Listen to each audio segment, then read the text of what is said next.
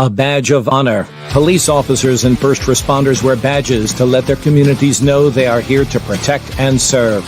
But that's not how it feels today, and the stress of the job is taking its toll, taking lives through suicide and post-traumatic stress injury. A Badge of Honor podcast features the cast of the same name, Sam Horwitz and John Salerno. Sam, John, and the team offer the first responders workshops through their critical incident stress management teams and mental health liaisons to offer state-certified T-COLE credit programs that save lives. It's time to smash through the stigma. It's time to heal from your injury, and it's time to back our blue. Welcome to A Badge of Honor podcast. Here are your hosts, Sam Horwitz and John Salerno.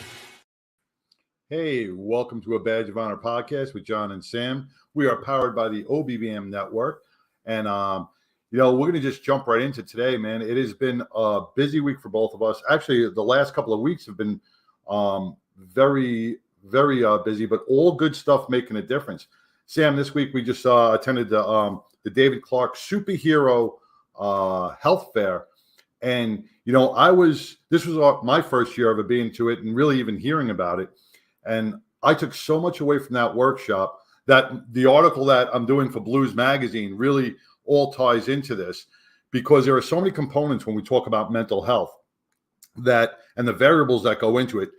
When we, as law enforcement officers, we're always like one and done, or this didn't work, so I'm giving up. That didn't work. It's not going to work for me. And we give up. Our guests today really tie that whole package together with not only the mental health, physical health, dietary, speaking and coaching, and just living off the job, healthy, mentally healthy, right? We all need to be in that hypervigilant state on a job because we got to keep our head on a swivel. We got to make sure that we're sharp and ready to go. But we got to know how to turn that off when we punch out and not let the effects of the job impact the rest of our lives or our families' lives. Yeah, and there's so many different components that go with that, because you have the retirement component, so you have the financial component, you have the transition component because you're not wearing the badge anymore, right? So we've got that whole thing. And how do you tie it all together? Because it's like you said, you can try and address one thing at a time, and sometimes it feels overwhelming. Like, what do you mean I got to do all that? But our guests today, Tami and Chris from Law Enforcement Coaching, they have tied it all together, so you don't have to try and put that puzzle together yourself. You have a guide.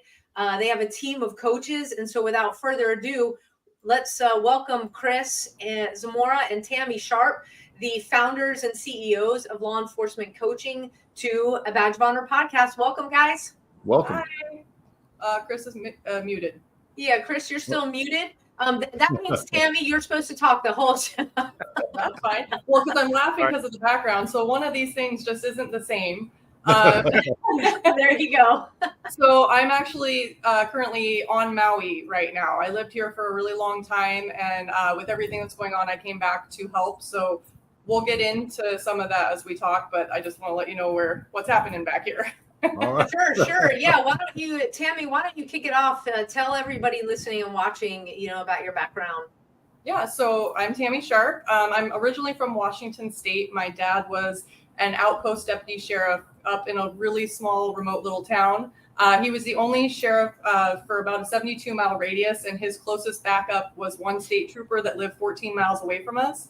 And then the next backup they had was another concrete PD, which was 30 miles away. So I had a very unique upbringing. I grew up in a patrol car. I learned to run radar when I was 4. I helped write tickets. I decided who we pulled over and who we let go. And it was very unique.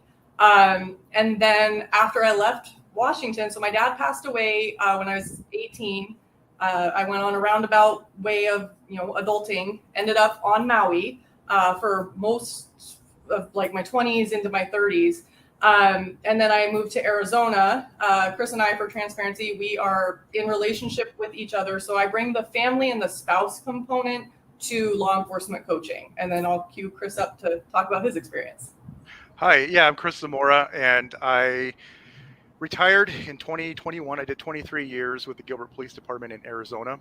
Some of the assignments that I was able to work, patrol, right out of the academy, they put me undercover. So I went back to high school because I was 150 pounds and only 22 years old. So little 21 Jump Street there. Yeah, or as my commander used to call it, 21 Chump Street. But that's a good way to keep me humble, I guess. But yeah, so I did that. I did patrol.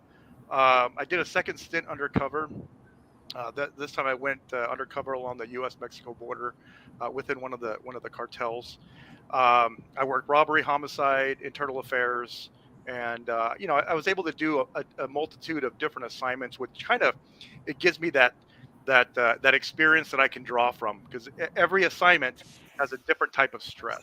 So along with that, Tami and I are both clinical hypnotherapists. We're transformational life coaches. Tami's a Reiki master. I think she forgot to mention that. I'm a shamanic Reiki practitioner and a yoga instructor. So I utilize those modalities and I translate. Well, we both translate it so that law enforcement can understand it. That's me. All right. Yeah, and as you guys both know from getting your certifications, especially in the, I'll call it non-traditional, right? Because we have been talking about a yoga. It's like this theme, John. I think we should be immersed in it because everything we've done this entire month, something has involved yoga in it and breathing and really getting centered. And with you bringing Reiki, I just got to ask right off the bat, how hard of a sell is that to law enforcement? It's been really interesting that times have changed in the last few years. It's surprised me that I have a lot of people reach out to me because I kind of watered down my woo-woo part of my bio, so I can go full spectrum woo-woo on you. But it's not woo-woo. There is science behind it. It does work. And that's actually one of the things that I came to Maui to do was that energy healing and clearing for people. But the breathing, the yoga, it's starting to make sense for law enforcement. So we do have a lot of clients come to us being like, I want to know more about this. And it's opening up. It's not so like one of the things that we did with law enforcement coaching is we translated the holistic woo-woo world to make it make sense, because we don't resonate with a lot of that. Like, I'm not going to go to a drum circle and, go to Burning Man. Those aren't our types of things. But that doesn't mean you don't have to wear patchouli and have a man bun just to go into the holistic world. There is another realm to it.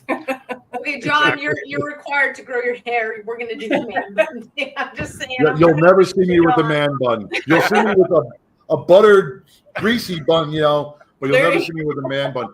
But it's funny you bring up Reiki, because when I was in Utah, I did a 30-day rehab 2 years ago, and they introduced that to us, and it was one of the elements of healing through post-traumatic stress, and there was a lot of great aspects with it.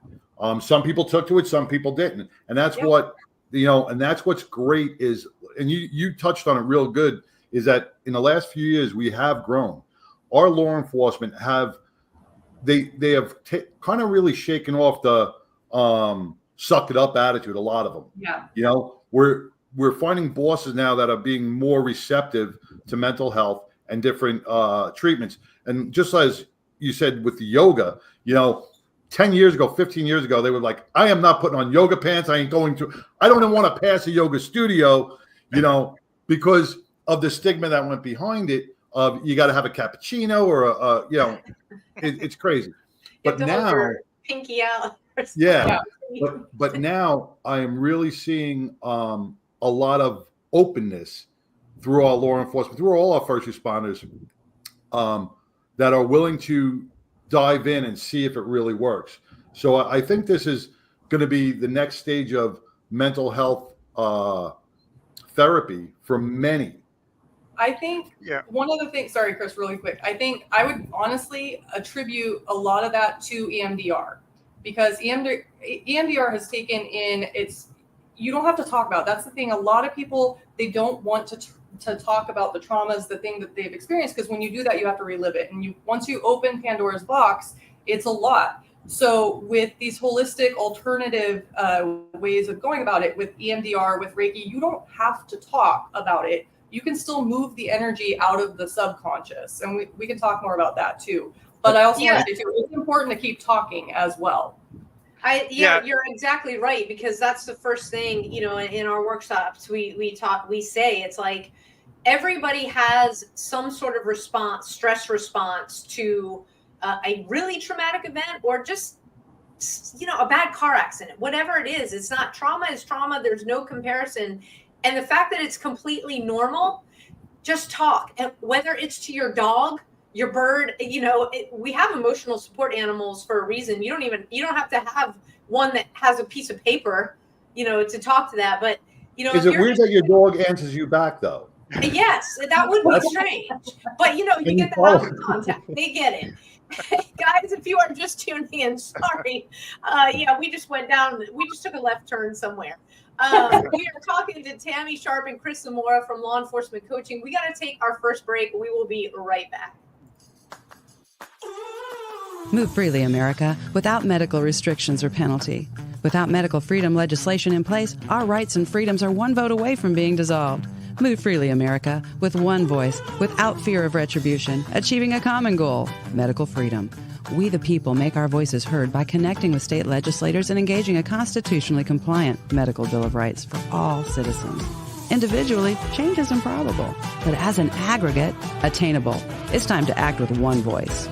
My voice. And my voice. And my voice. And my voice. To protect our freedom, creating one voice that cannot be ignored. This requires your voice, too. Move Freely America. Go to movefreelyamerica.org to find a chapter near you. Plug in, donate, and help our legislators defend our God-given rights under the Constitution. Move Freely America. My voice. And my voice. And together with your voice, we're one voice that cannot be ignored. Donate today. MoveFreelyAmerica.org. Hey, welcome back to a Badge of Honor podcast with John and Sam, with our special guests, Tami and Chris, with Law Enforcement Coaching. Before we left, we was just starting to branch out onto the different resources and modalities that help our mental health throughout law enforcement. This last seminar that we went to, and you guys bring up a lot of good things on, it's a whole package, and you guys put the whole bow on top of it through your website. And I've been doing a little research on this, and it's not just couch therapy. We got to look at dietary plans. We got to, when we look at physical health, when we look at physical working out and de-stressing, all right, we can go into the gym of the precinct or the command, and we can work out. We can go onto the treadmill, all right. But we have to do a little bit more. We have to walk through a park. We have to walk through our neighborhoods. We have to listen to the sights and sounds away from the job, the children laughter, the breeze, the trees rustling. That all affects our senses, our smells, our sights, everything around us, which centers us. Like you were saying, Tami, you need to be centered. And working out in the gym at the precinct does not center you, because you're hearing your podcast, or you're hearing like Metallica music blaring in the background. You're hearing the traumas of the other cops, the bitching, the moaning.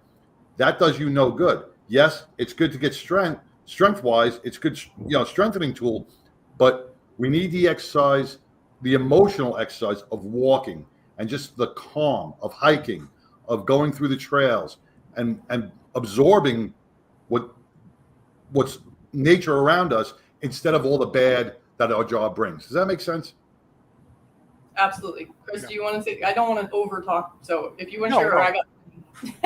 No, it makes total sense, and everybody responds differently. Some people might like working out, and they might like, we talk about meditation. One of the things in yoga is to meditate. Well, meditate can be anything, right? It could be listening to your music at the gym. You're zoning out, and you're just focused on whatever it is that you're doing in there. That is a form of meditation. I don't have to sit here for 5 or 10 minutes, and then just breathing. Some people do. For me, it's going to the gym and meditating for an hour, listening to my music, running and lifting and doing whatever I want to do, or training in MMA. when it comes to that full package of wellness, we want to focus on the physical side of things. We want to focus on, like you said, the nutrition. We want to focus on the mental side. We want to exercise this because we don't exercise this enough. How do we do that? Well, you can read a book. You can play a game of chess. Engage in conversation like we're doing right now. Not modern warfare. Not modern warfare or anything. Well, Grand Theft Auto. There's a time and a place. In moderation. There's nothing wrong with it. But if you're sitting on it, if you get off work and you go straight to your video game system and you just veg out for the rest of the night until you have to go back to work the next day, that might be an issue because now you're shutting out your family. You're shutting out other things that could help you. But again, moderation is the key there.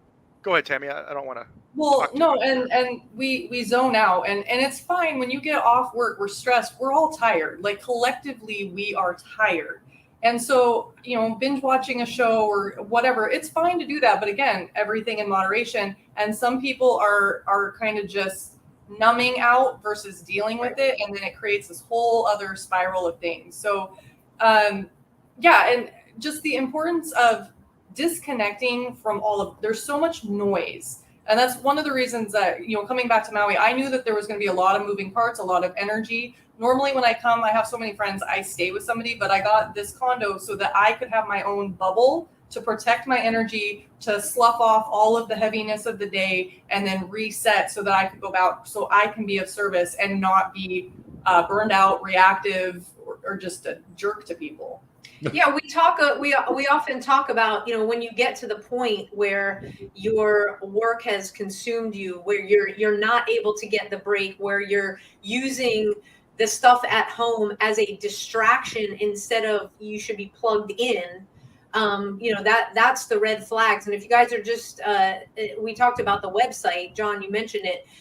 For those of you guys who are listening on your favorite podcast app, it's lawenforcementcoaching.com. Everybody watching, it's been up on the screen. So Chris, with your background and all of the, I'll say, heavy duty lifting, especially in the undercover stuff, John has experience in that's a whole nother world of stress. And the ability to balance that, people, that are watching you and seeing you on this podcast, you can go on the website and see what Chris looks like if you're listening. You're like, a guy, you've been in tough situations. You come off as very confident. You work out. So how welcome. It seems like for a lot of folks in law enforcement today, and especially the kind of, I'll call it, they've been in 5 to maybe 10 years. They see you as an example upon retirement, and we've had a couple of other guests that are really taking care of themselves because they understand the mental, the physical connection and what that does. I almost, when we're talking about Reiki, when we're talking about yoga, when we're talking about, the life coaching thing and the financials, you present yourself in a way that it's like, hey guys, here's why this is not woo-woo. And here's why you need to pay attention, because all of you 5, 6, 7, up to 10-year folks, you want to get to 20, 22. In Texas, I think we met a guy who's been in 42 years. I mean, that totally, blows our mind to think about that. So we have law enforcement coaching. We have you guys that are front and center say, here's how you do it. I don't want you, don't fall into the pitfalls here. So tell us about law enforcement coaching and how they do that. Well, one of the things we do is we use our personal experience, right? I had to experience the many pitfalls of law enforcement in order to fully understand it. And I did. I experienced it. As a matter of fact, there were two separate occasions where I almost walked away from this career because I figured it's just easier just to quit, right? My 13th year on, and then my 18th year. I had 2 years left until I could retire, and I was almost willing to walk away. And what kept me my 13th year what kept me there, I actually typed up my resume and I walked it up to the chief's office. But before I walked in, I started to process everything that I'd been through, and it wasn't an easy road to become a cop for me. And that's a completely different story for another day. But something came into my conscious before I walked into the chief's office. When I worked undercover the very first time in the high school, one of the older narcs said something to me that really stuck with me. He said, when you're in a drug house, you're responsible for your own safety. Don't expect us to come in there and rescue you. You're responsible to get yourself out of there. We can have an entire SWAT team waiting at the front door with a ram to make entry and to rescue you. But if a guy or if a suspect has got a gun or they got a knife and they're attacking you, they're not going to get in fast enough to rescue you. So you have to take that initiative. You have to get yourself out of there. And so when that dawned on me, I realized this is not because I was dealing with post-traumatic stress at that time, and I didn't recognize what was happening. So I was willing just to leave. And once I realized that, it's like, well, wait a minute, this is not the department's responsibility. I was waiting for the department to come to me and say, hey, we're going to rescue you. We're going to help you deal with this. The problem is they didn't know that I was dealing with post-traumatic stress. Why? Because as cops, we're great at suppressing. We can suppress our feelings and emotions because we become masters at suppressing. Why? Because we have to get through those really bad crime scenes that involve kids, that involve death and destruction. If we don't have the ability to suppress, we won't get through it, right? So when that realization hit me that the department has no idea that I'm going through this, and it's not their responsibility for my well-being, it's my responsibility. I got to take ownership of it. And it's funny how that narc, his saying came back and it helped me. And so that got me started on this journey of coaching. And I relapsed 18 years in. Again, it happens. Even though I was an instructor I was a CIT instructor, and I taught about suicide awareness, in law enforcement. I talked about the red flags to look for, when you're dealing with post-traumatic stress, but yet I still didn't recognize it. I didn't recognize it in me. And so it just part of coaching is all about self-awareness, creating that self-awareness so our officers know when they're going into that dark place. Once they're in that dark place, well, if they can recognize they're going into it, maybe they can stop it. Maybe they don't have to go in there, but also recognizing when they're there, because how long are you going to stay there? Some people stay in there for years. Others may stay in there for a few weeks, a few months, a few days. But if we have that self-awareness, we can get ourselves out of there, or we can prevent ourselves from going there. Chris, you hit the nail on the head with taking responsibility. We got to take our quick break right now. We will be right back. Stay tuned, everybody. Interested in starting a podcast or TV show? Worried about what you'll say and how to keep it engaging? Think you'd like to be a guest on podcast, radio, or TV shows? Hi, I'm Susan Hamilton, owner and founder of OBBM Network, and I would like to invite you to an OBBM media training to get the tools you need for a relaxed and polished performance you'll be proud to share. Our specialized training techniques include role play, voice training, and everything you need to deliver a confident, clear, and engaging interaction. Go to offbeatbusiness.com. Go to the calendar and register for a training that's convenient for you. Dates available now, 214-714-0495. Hey, welcome back to a Badge of Honor podcast with John and Sam, with our special guests, Tami and Chris, with law enforcement coaching. And please, for anybody who's listening, do not associate this with the stigma that goes through life coaching. This is law enforcement coaching that has a huge, huge benefit to everybody involved. Before we left, we were talking about Chris's career a little bit. And, when you were struck at your 13th year and your 18th year of post-traumatic stress where you didn't know where you were going, we have to hit our officers young, because we don't know when the career is going to end. And like I'm dealing right now with a Little Elm police officer here who's got about 6 years on the job. He loves the job. He's a motor cop, right? And he got into a motorcycle accident. He's severely injured, and he probably won't go back to work. A career-ending injury is enough to set you off.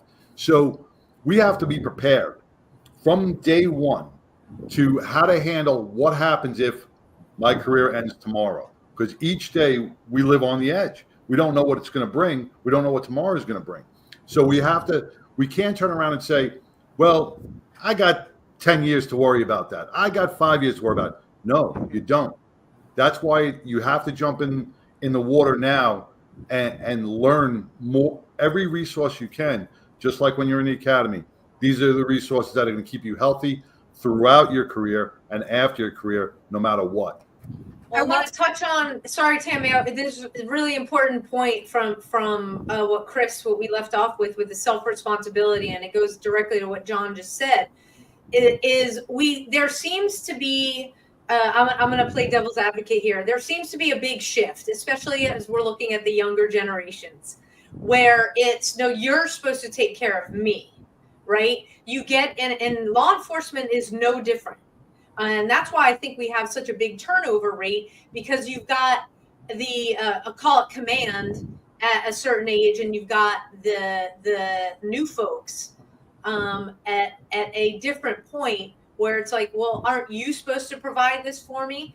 And aren't you supposed to provide all the mental health? Aren't you supposed to provide all the financial coaching? Aren't you? You see where I'm going like this? And Yeah. We hear it from a lot of different departments, but it's mostly from the younger folks. And so, Chris, when you brought up self-responsibility, that is what it is all about, because you can't be the best that you want to be for yourself, or that you can be, unless you go home every night, look at yourself in the mirror and say, what am I missing?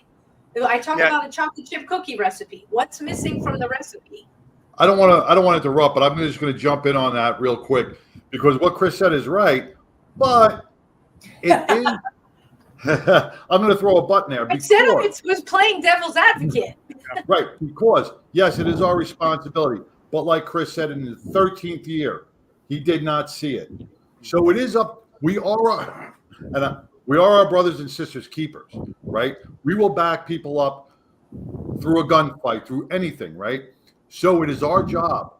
If we see the signs of somebody battling, if we see that person maybe not the same anymore, it's up to us to ask the tough questions.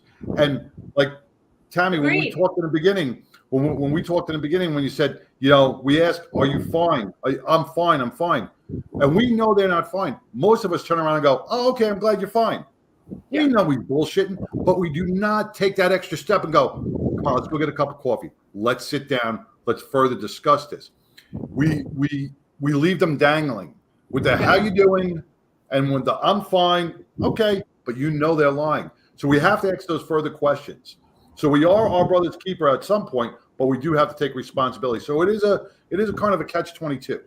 Yeah, sorry, I was going to address this. You're right. We number one, we have to be able to take responsibility for ourselves. That's the bottom line. Think about it like this: even if it's the Z generation, the Zoomers, right? If they're doing a traffic stop, and as they're walking up to that car, bad guy jumps out and starts shooting at them. Are they going to say, time out, wait, I need to get my backup here, I need somebody with an AR, I need other people here? Or are they going to take care of it right there on the spot? They're going to take care of it right there on the spot because they have to. If they don't, they will not survive that.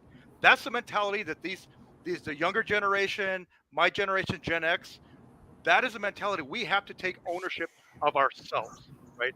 We cannot expect something external like the department to take that initiative. Now, a smart department, a progressive department, recognize if we take care of our people, they will stay. If we take care of our people, they will be out there, they can take care of the community, and we'll have community support. As a matter of fact, right now, recruitment is at all-time low. Nobody wants to be a cop. Why? Well, if you look at millennials and you look at the Zoomers, what is their big thing? Their big thing is they want to be a part of something bigger. And Sam, you touched on it. They want to feel like they're going to be taken care of, right? If a department invests in something like peer support, coaching, psychiatry, things that help their officers maintain a level of balance, this new generation, they're going to latch onto that. They're going to want to work for that agency. Gone are the days I call it the dinosaur mentality. When my first year on patrol, my sergeant told me, don't ever share your feelings and emotions with anybody, not to a psychiatrist and not to a counselor, because if you do, you're going to be committing career suicide. You may not be fit for duty. This is what I was told my first year as a police officer, a young officer. I didn't know any better, and I respected this man because he's my boss. But and I don't mean to be disrespectful or to speak ill of him, but where did he learn that from? He probably learned it. Yes. And then it came, and what are we doing? We're repeating the same bullshit that's been repeated for generations, and it's not working. Excuse my language. No. It's just not working, right? And you know, I speak on my own experience. I almost retired. I almost resigned. And I cannot tell you how many of my coworkers resigned prematurely. And I see them years later, and it's always the same. I wish I would have stayed. I think I could have gotten through it, right? I didn't want to live a life like that. So anyway, Tami, sorry, I didn't mean to. Sometimes I get in this long venting. I'm very passionate. I'm very passionate. Passion, man. I know. No, it queued me up for what I was going to say. It all circled back. So all of that is literally the driving force behind why we created law enforcement coaching. In law enforcement, wellness has been a reactive damage control model, and there's been the stigma, which is, we call it stigma, but it's culture. So our mission statement is to be a catalyst of change in the culture of wellness within law enforcement, because it doesn't work. It's not sustainable. My dad was a statistic. He was 20 years Air Force. He was over 20 years law enforcement. He got diagnosed with stage 4 prostate cancer, and right after he retired. And I only saw him cry one time in my entire life growing up with him. The only time I saw him break down was when he got his death sentence, the diagnosis. But I learned the power of the mind because I was 11 years old when he got diagnosed. They gave him 6 months to live tops, best case scenario. He said, fuck that, that's not my story. And he lived for 7 years in complete remission. So that's where I started learning some of my stuff. So with everything that we do with law enforcement coaching is we pivot and we take a proactive preventative maintenance approach. We can still help. You were talking about the officer that was injured earlier in their career. When Chris said we are coaches, it's all from our own experience. So who comes to mind immediately? We have several coaches that have been injured or shot in the line of duty. They've gone through it. So Stephanie, if you go on our website, so Stephanie,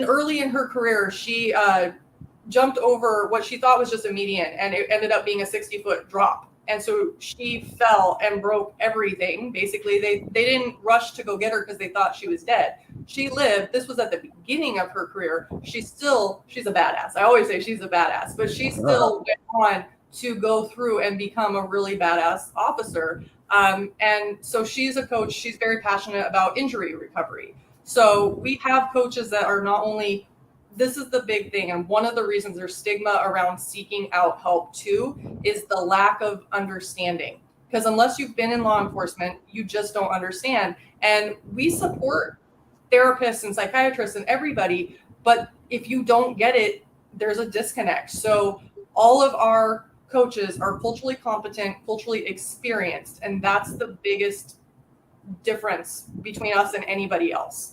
Well, that's amazing. Hey, guys, if you're just tuning in, you are listening to Tami and Chris from Law Enforcement Coaching. We got to take a quick break. John, I promise you get the next question. I'm going to hook up with Stephanie. Look, when you need to respond to an aggressive situation to protect yourself, your family, or your property, understanding your firearm and legal position are critical. Officers know your skills are only as good as your commitment to training. So know what you're doing. So when you're in a vulnerable situation, we can count on your response. Whether you're a beginner or a licensed gun carrier, Carry in Texas offers basic firearms training, Texas permitless carry courses, license to carry, and basic 2A courses so you can understand the responsibilities, situational awareness, and learn the technical skill required when you carry your firearm. Go to carryintexas.com to find the right course for you. Join me, former United States Secret Service agent Samantha Horwitz, on the range for beginner basics, LTC prep, and range practice. Go to carryintexas.com today. That's carryintexas.com. Hey, welcome back to a Badge of Honor podcast with John and Sam and our guests, Tami and Chris with Law Enforcement Coaching. Before we left, I mean, there's a lot of stuff to digest with us throughout the whole podcast up to now. But when you talked about some of your life coaches, your law enforcement coaches, you brought up Stephanie, and she's your director of operations. And we discussed our Little Elm police officer here that was in a bad motorcycle accident. Stephanie had bad injury. She broke everything. That's where this officer stands. So Saturday, I'm meeting with everybody at Little Elm. So I'm going to give Stephanie's info to this officer because, that's an uplifting thing that shows if she can do it, if she can come back, if she can work through it. When you hear the stories of other officers that have suffered these extreme injuries and really made it back, that's an uplifting thing that helps in the healing process. It makes you fight a little harder, and you don't hear your boss going, "Oh, you're never going to come back. You're never going to come back." This will fight so you can come back. We have a Fort Worth officer here, Zach, who was an Iraq veteran who lost both his legs in an IED incident, and he's got two prosthetic legs, and he is a full duty police officer.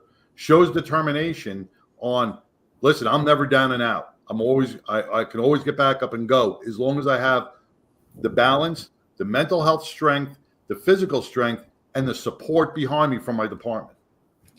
Yeah, mindset is everything. Community, who you surround yourself with, and that's one of the things. And not to knock on the medical community, but it drives me nuts when doctors and nurses and people that are in a place of power give a diagnosis because the person is in a vulnerable state and they take that as gospel and they subscribe to it. It implants in their subconscious and then they create the reality. And that's what I learned from my dad. He was like, no, I don't subscribe. And that's when I have medical diagnosis, I'm like, thank you. That's a thought. I don't subscribe to that. I'm going to create a different story. And then I go heal whatever comes. And I can talk, being on Maui, it's heavy. There's a lot. We can get into it. We don't have enough time. That's a whole nother podcast. But, what's really beautiful about everything is the community. They've come together. They're talking. One of the things that I've seen, I'm friends with several police officers and first responders and everything. The only thing that I'm concerned about is those ones. I talk to everybody on this island and they talk about it. And then I get to the first responders and that's where that comes in with, no, I'm fine. I'm good. I'm fine. But the thing is, they're still in active crisis trauma response mode. They haven't had time to sit down. So I'm just kind of doing this as a planting the seed. Whether it's Maui people that are seeing this or anybody, you got to keep your people talking. And like you said before, John, I'm good and okay, cool. And then walking away. No, do the extra mile. Take them out, ask questions. Tell me more. That's one of our coaching techniques is tell me more. When you say, tell me more, people will tell you more and they need to get it out. So going on Hawaii, we know the devastating fires, the whole bit. But once again, like the police department, Maui, you go back into their culture. You go back into the Hawaiian culture, you see it, hey,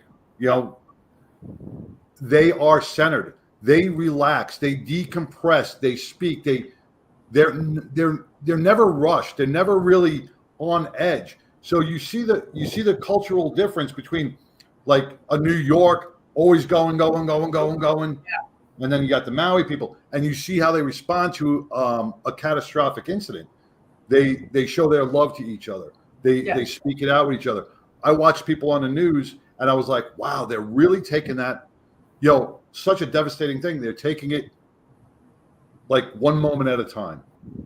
The world can learn from Maui and Hawaii, culture of the aloha spirit.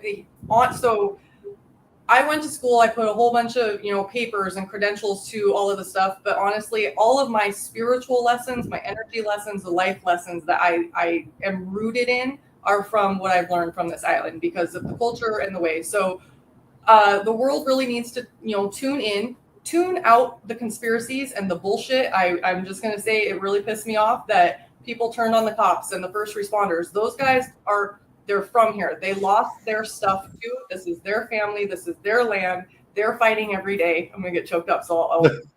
But anybody that's being, I'm going to censor myself, being not nice to the first responders are really ignorant. And I'm just going to throw that out there. But the community, and that's for everybody. The narratives and the news and the media is not the true reflection of how the society feels about first responders and cops. Don't let the loud voice of a few make it bad for everybody.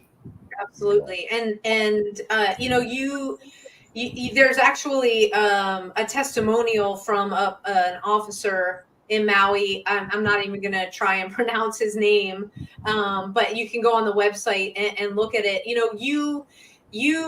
If we talked about, I think before this show, Tami, about fine, what that word means. Can you just tell everybody listening and watching? Well, the acronym, we can make it up, but it's a red flag. I don't know exactly what it is. It's a red flag. Because the thing is, I'm fine.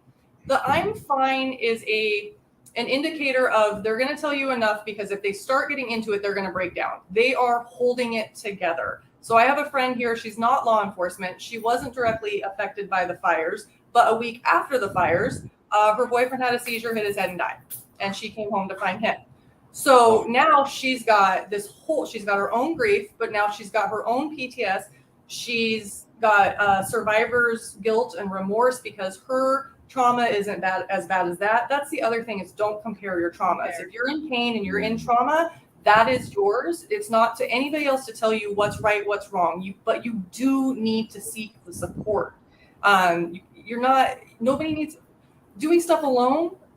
No. And that's the thing, when somebody tells you that they're fine, and this is where the spouse and family component comes in. It's typically the significant other or the family that's going to notice when especially an officer, but even dispatch. So dispatchers here, they took in over 4,000 calls that day alone. They're burned out, they're tired, and there's nothing they can do, so we really got to come together and support each other. And when you recognize these red flags, somebody's coming in late, they have a bad attitude, that disgruntled guy that everybody doesn't like, and they're I keep saying, that person starts with an A or a D. Yeah. Or a D. I keep going for the D, and I'm really cleaning it up. But okay, I'm just going to throw it out here. My personal rule in life: don't be a dick. Everything else, if you just follow that, you're good. Right. And I think we can end the podcast. No, I'm kidding. So we got to take our last break. But Tami, you said it best. We will be right back. To the Health Engineer Show. I'm Clint Fuquay, the Health Engineer, right here on the Offbeat Business. Hi, I'm Larry Cortampa. Hi, my name is Susan Hamilton, and you're watching Offbeat. Hi, this is Doreen Milano. Welcome to Big Ideas Small Business, where we will be talking to Terry Arjala.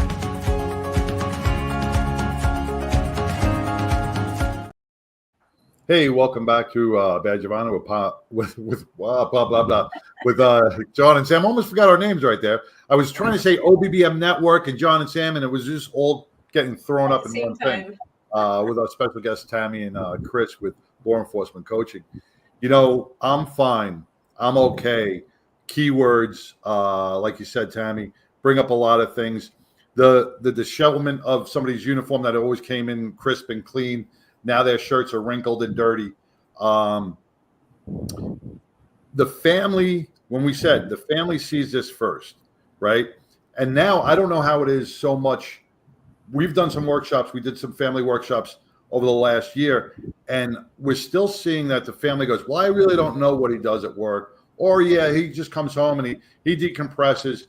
But they're not being fully engaged in what post-traumatic injury really looks like. And they see the anger issues. They see maybe the excessive drinking, but they write it off. But that's why more of the family components got to come into the law enforcement coaching, into these workshops, into post-traumatic stress. It's got to be a team effort. Yeah, and if you look at the self-awareness aspect, I always explain it like this.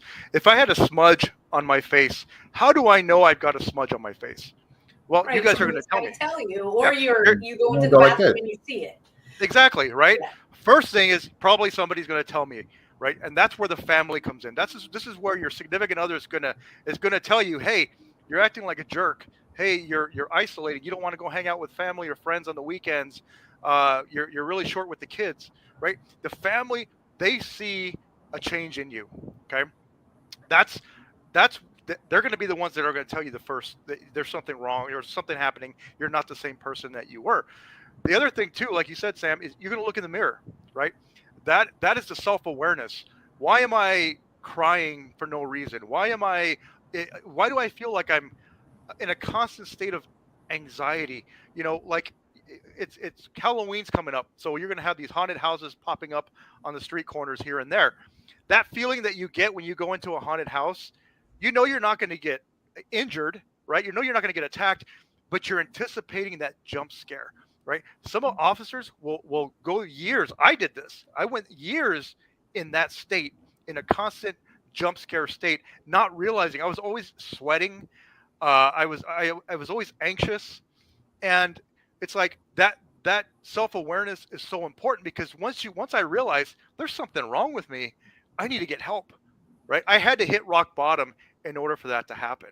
But again, your coworkers are going to tell you something's wrong with you, your family, before that self-awareness even happens. So as a coworker, say something.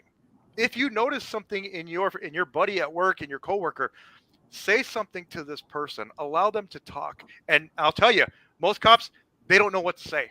They don't know how to start that, right? And it's okay. You don't need to know what to say. Just allow them to vent. Allow them to talk. Go ahead, John. Sorry about that. But a lot of families got secondary trauma. You hit it. They have to say something, right? But like a beaten dog, right?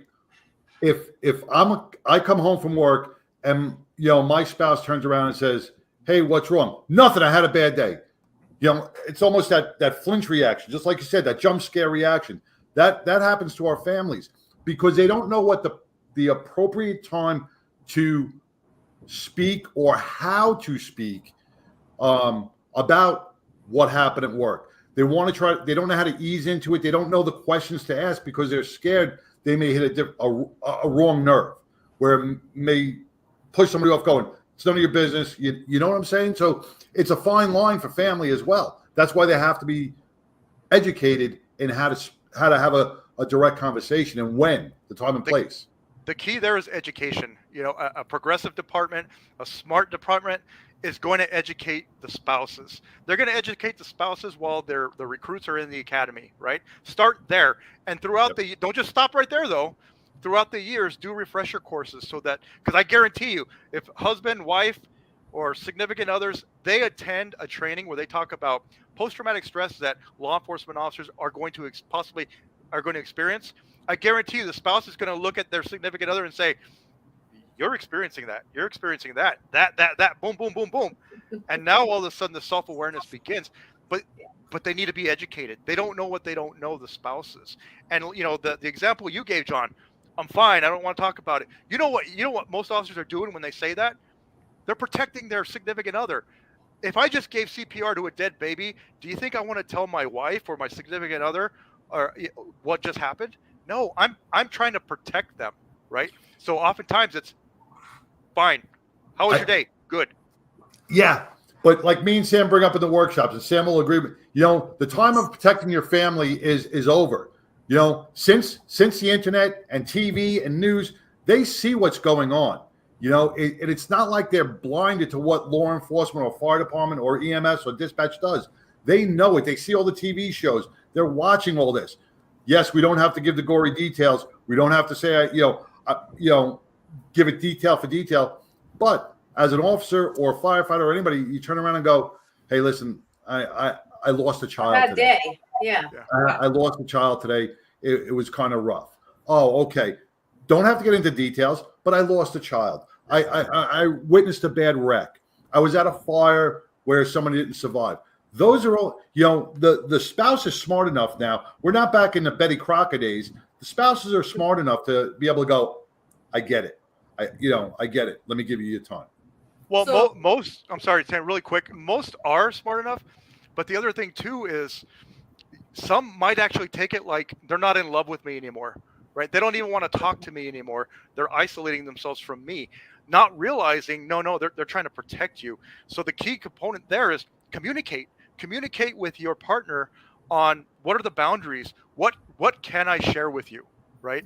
And open those lines of communication. That is important. That is key. Sorry, Tami, go ahead. Proactively communicate. So one of the things that we brought into the coaching is we do academy coaching. So we work with officers from the beginning of their career. We teach them that it's okay to talk about, whatever, and just to talk, right?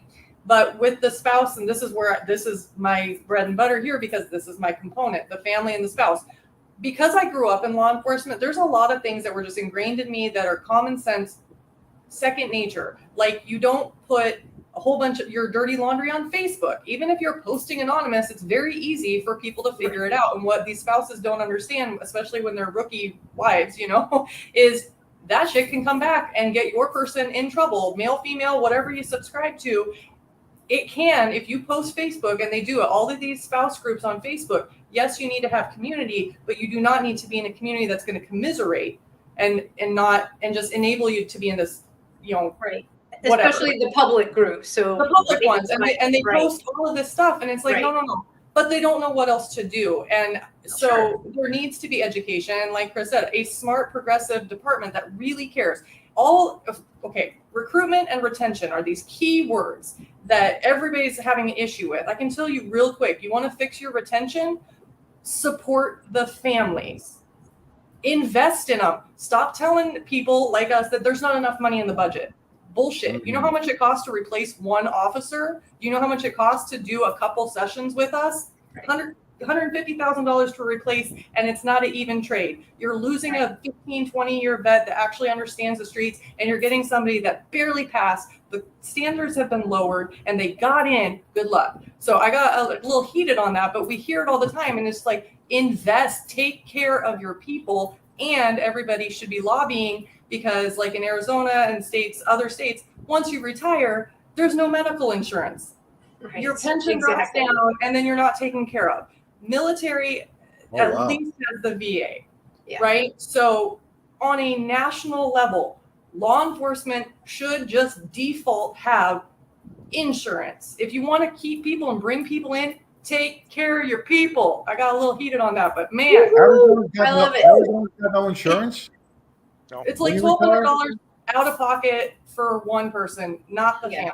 Yeah, in order to maintain my insurance after I retired, I'd have to pay like $2,000 a month just to maintain the same insurance. The whole insurance. Well, that's a whole nother podcast. That's a whole other podcast. In terms of investing, again, this time has just flown by. John and I are huge proponents. Don't reinvent the wheel. Get with people that have done it and are doing it successfully. Yes. You got two people right here. So visit lawenforcementcoaching.com.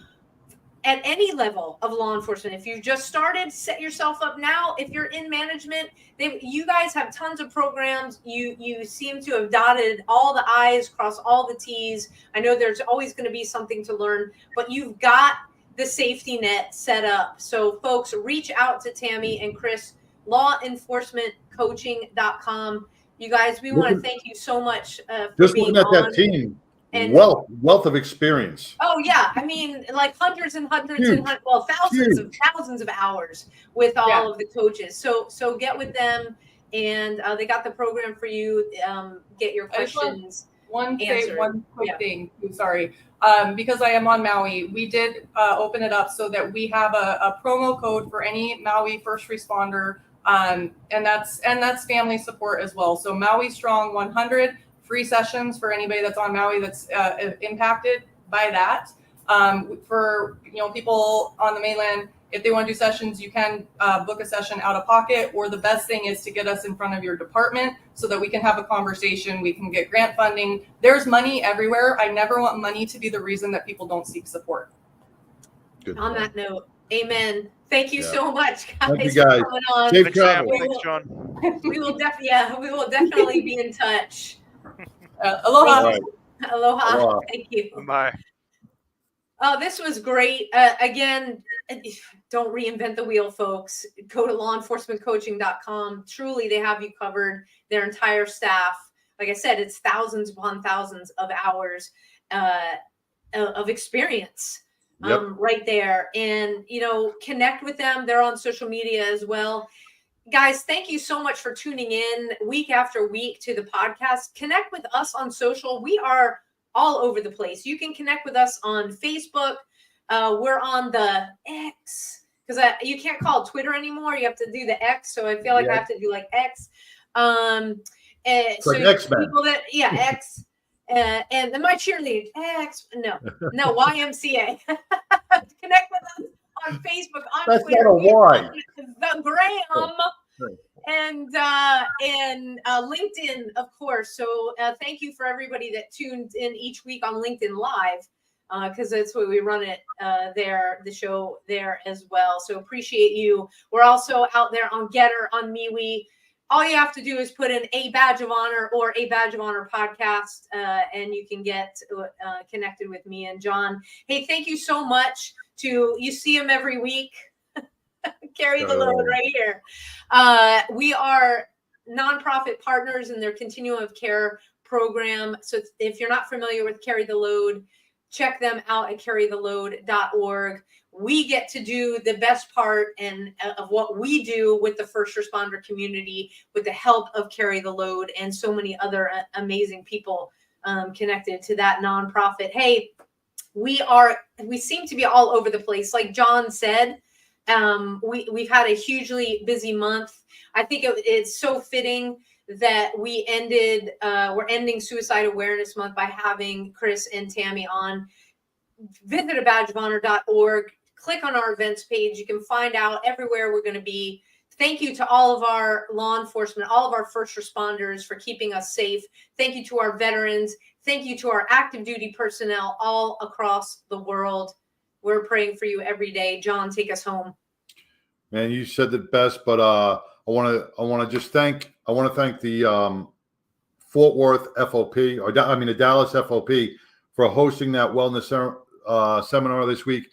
It was enlightening. It was all the members there really bring what all of our grassroots organizations are doing and our corporations are doing for our law enforcement. I want to thank you from the bottom of my heart and Badge of Honor for really making that effort to keep us not only mentally healthy, but physically healthy. Absolutely. Till next week, everybody. Take care. Thanks a lot. A Badge of Honor podcast is produced for the OBBM Network podcast and protected under copyright law. For content permissions, please submit your request to abadgeofhonor.com on the content page. For OBBM Network programming information, please call 214-714-0495 today.